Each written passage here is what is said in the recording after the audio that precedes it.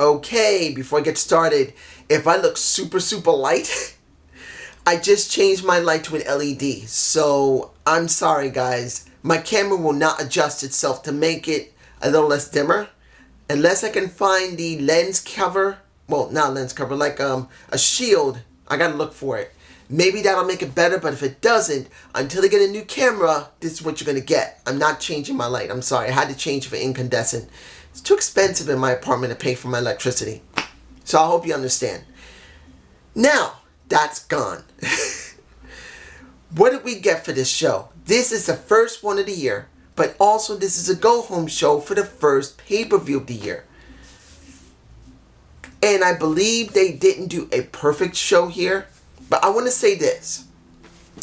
Camera work was much better than they normally do. So I was happy about that. They had better camera work. Sound was fine. And generally the matches were okay. But this is your go-home show and there's been no build before it. And that was the issue for me personally. Look, they had Best of Impact Part 1 and 2. I wish they had skipped the Best of Impact.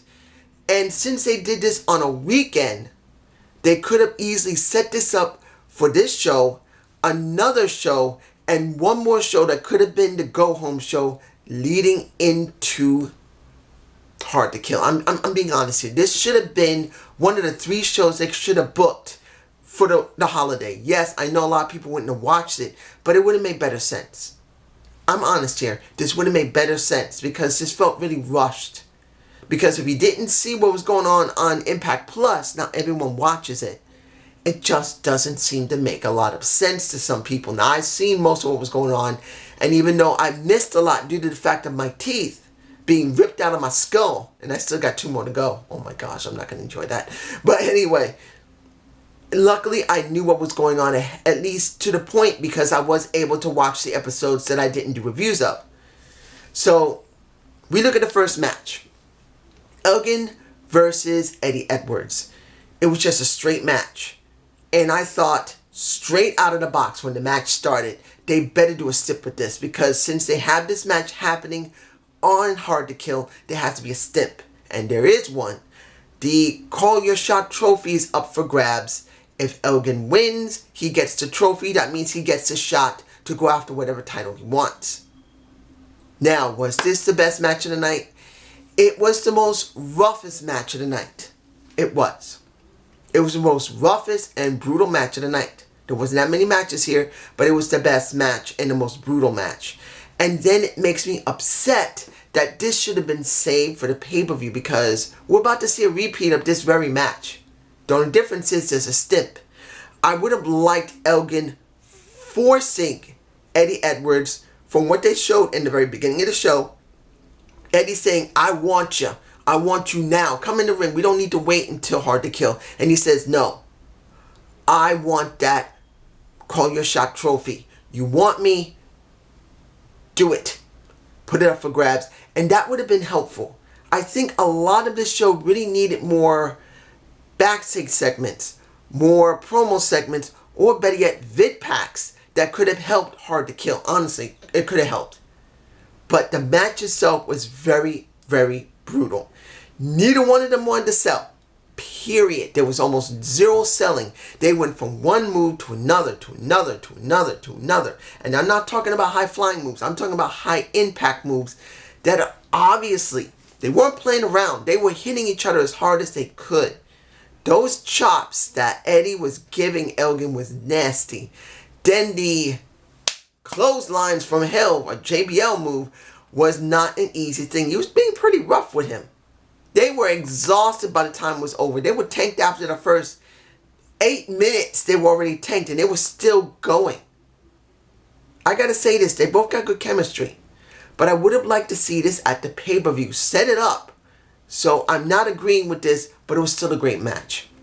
The Debsy Hit Squad going up against, and this is Raju. This is Raj, and I finally got Raj's name right. I always forget his name. And Muhammad Shira versus, well, I'm kind of wondering about TJP, TJ Perkins. Because Falaba was there and Draga was there. But you wonder the way he was treating Falaba you're wondering, he's being rough with him. Is he actually going to turn heel on him and fight him after Hard to Kill? I'm wondering. Or they're going to have a match at Hard to Kill. I don't think so. So this could be setting up TJ Perkins to turn on Falaba, and then they have that problem. I could be wrong. It just looked like it. The way that Falaba was being pushed around, the way it was going, it just looked like it. In the end, the Debsy hit I think the reason I botched here is I'm going, why? What do you get with Raj? Raj has gotten nothing. Then Raju has nothing. Muhammad Ali Shir just recently came back, and you would think they would build him up into it. Now, if I'm correct, Shira did get the pin over TJ Perkins. Yeah, he did. But does this mean he's going to start getting shoved into the main title scene because they need new blood there? They got the same people doing the same stuff over and over again. I'm sorry. It's time to do something different. If they're not going to do it with the X Division, you got the world title. If you don't have a television title or a grand... This is where I wish the Impact Grand Championship was back. Because they need something for these guys to do. Right now, Ace Austin has the title. Right now, Sami Callihan has the title. And they're both now locked up into feuds. What are these guys going to do? Other than the tag titles, they got nothing to work with. This is where I wish the Impact Grand Championship would come back without the crazy rules, or the television championship come back without the rules. They need it. Now, we got several segments. Rick Swann talking with Willie Mack, and Willie Mack worried about not being able to help. Well, not to pull his own weight, not to help, but to pull his own weight because they are going to have a match against the North. And he's really worried because he's beaten up that he can't handle it. And he doesn't want to drag Rich down. And Rich said, no, we good. Don't you dare sell yourself short. We all right. We good. Don't you go there. I will say this, at least they're booking Rich and Willie Mack like a real team. But to be honest, and I'm being honest here, I would have rather seen Willie Mack have a feud with Rich Swann from last year. I wanted to see Rich Swann go to OVE. And if anybody says OVE does not take people who are not from Ohio, did you forget already that Rich Swann was offered a position so they can put anybody they want into by Ohio, for Ohio? We are the best and we take over everything. And that leads me into the OVE segment. Since everyone is going to, well, not everyone, you're going to have Mad Dog Fulton go up against Shamrock. Since I didn't see what happened with Shamrock, they did show a few snippets in the show. It would have been good if they had pretty much a vid pack of what happened. And Shamrock, as well as Mad Dog Fulton, had at least a minute or two. Not a second or two. Then they're really not doing anything with Jake and Dave Chris. But both of them talked pretty well. I believe it was Jake. No, it was Dave who really talked very well. And I wish he would talk more. In the end, they're trying to set up what's going on with the World Championship. And you got, well, Shamrock going up against Mad Dog. I keep saying Mad Dog when it's Madman Fulton. I think he's a dog because he wants to rip somebody's head off with his teeth. That's why I say Mad Dog Fulton. But I wish it was just video packages. A minute of each. I know that would have taken up a little bit more, but we really needed it. Honestly. Alright. We got a 6-woman tag. I know I'm going to talk about Havoc and what happened with Rosemary. I'll do that next. But the 6-woman tag, we need to do this because honestly, I'm wondering. We had Tennille Dashwood with Jordan Grace and ODB versus all the heels in the company. And pretty much ODB wins. And froze. It's not like you're going to see ODB turn heel because she threw Jordan Grace outside the ring. There is a triple threat going on. It's obvious that the reason why they did it. I kind of wish there had been at least maybe one match where ODB was supposed to be dealing with somebody. And it could have been with It could have been with, oh man, who would have been better? Madison Rayne or Kiera Hogan? I'm not sure.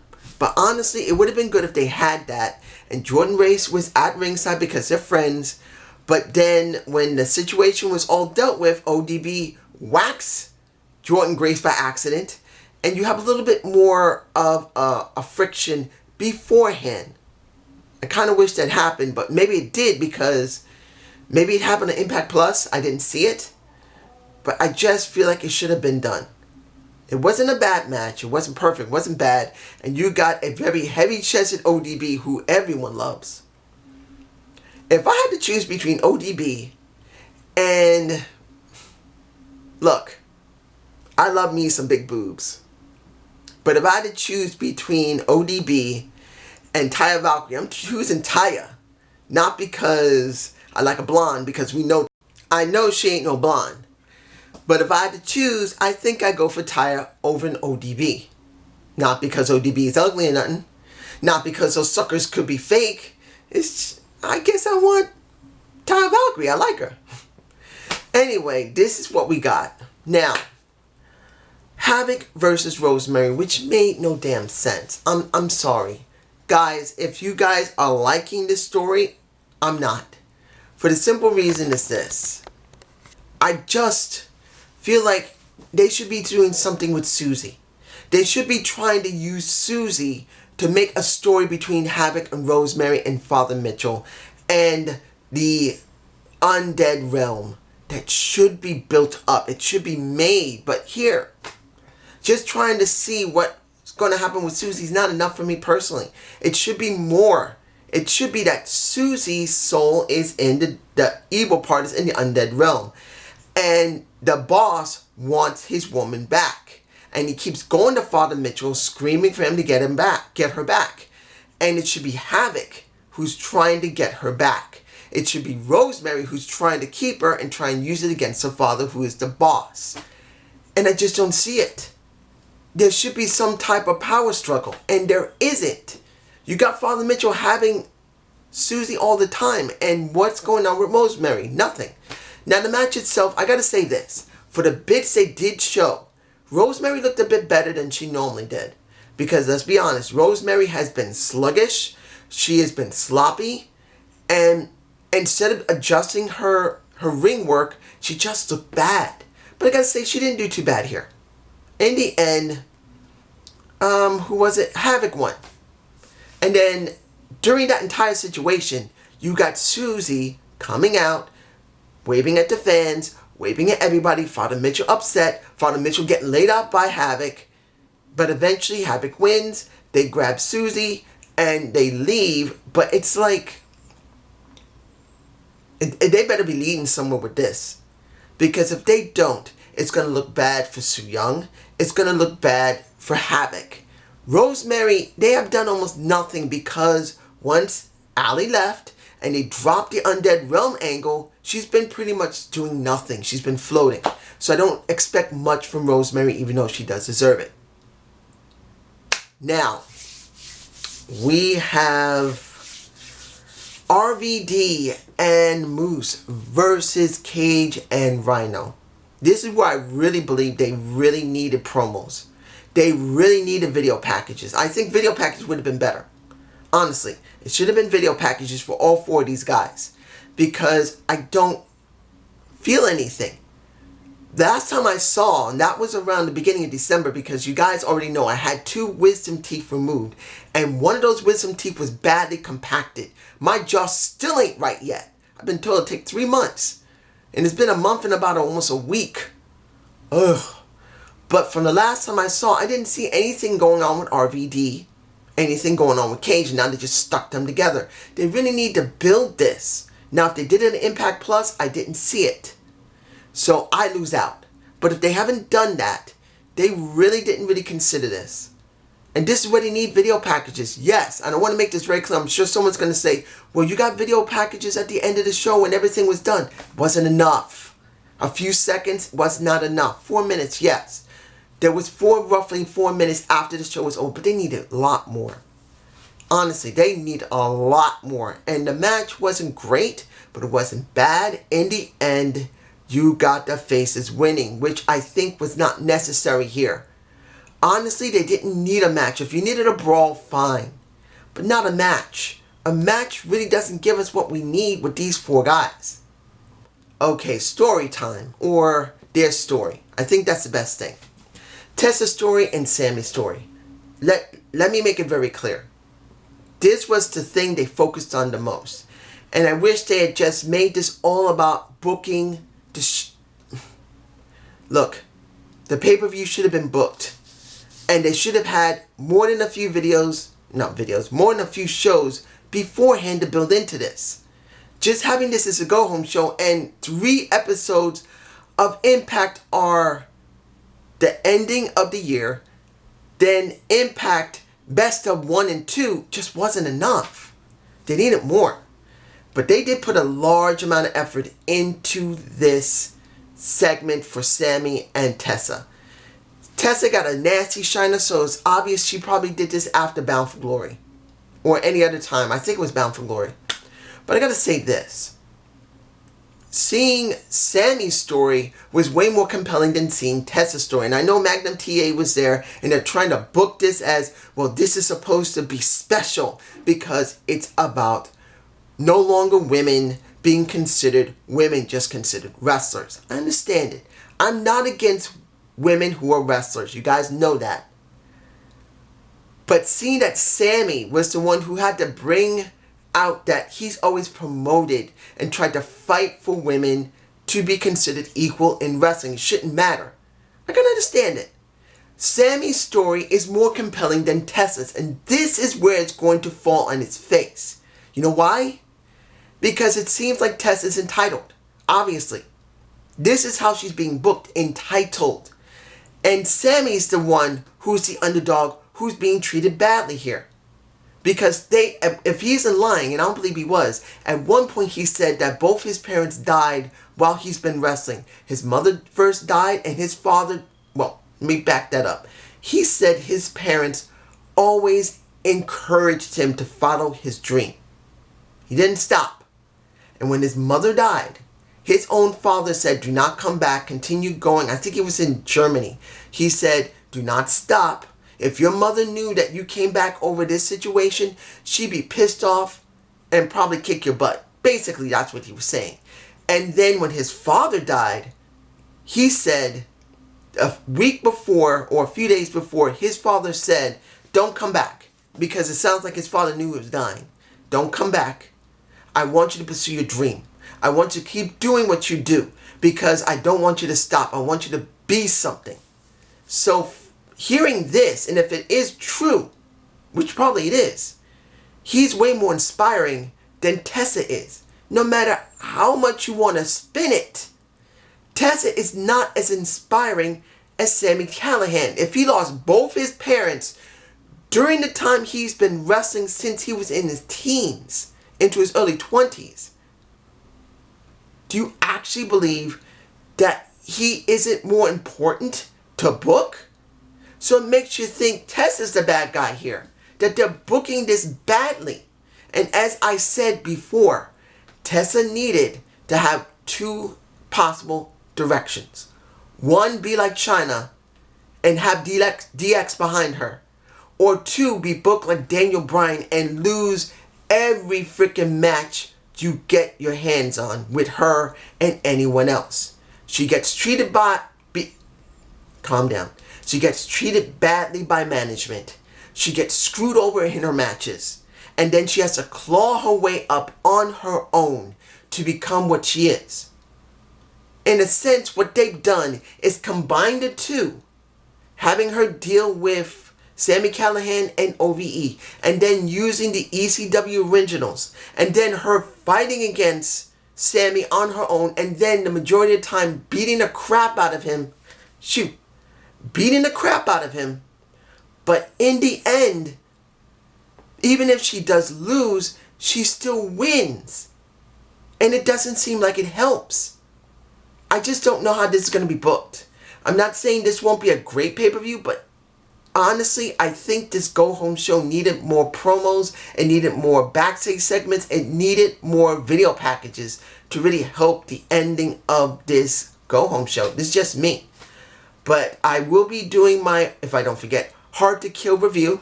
Have a good day. Have a good night. Peace.